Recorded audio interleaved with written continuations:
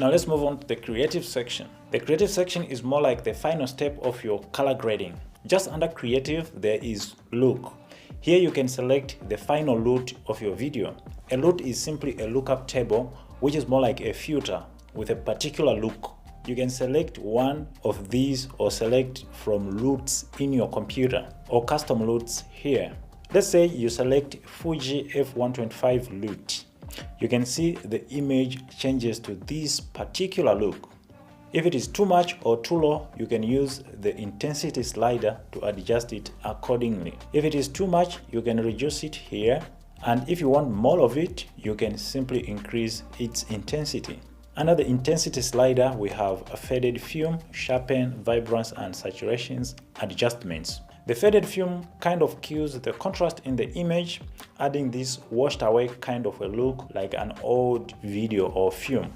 Sharpness increases the details of the image. If I push the sharpness slider all the way to 100, you can notice the clarity in the image. Let me zoom the image so that you can see it properly.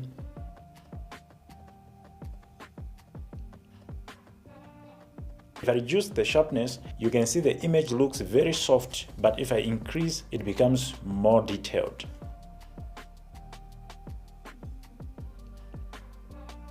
Vibrance boosts colors in the image just like saturation, but in a more intelligent manner.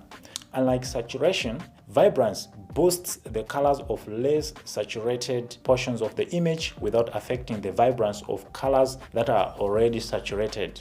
If I increase the vibrance, you can see the skin color doesn't really change, but the whole image becomes very vibrant. If I reduce the vibrance all the way to -100, you can see we still have some color on the skin and her dress. Saturation boosts all the colors in the image when I increase it. And when I reduce it, it takes all the colors away from the image, making it a black and white video.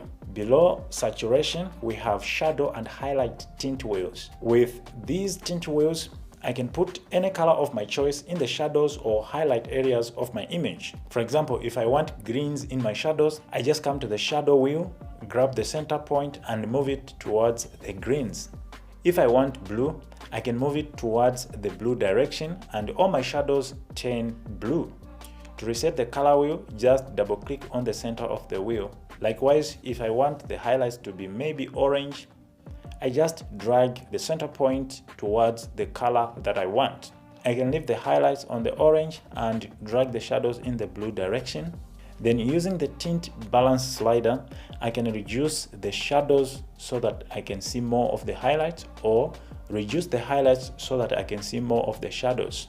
If I want to reset the tint slider, all I have to do is to double click on it.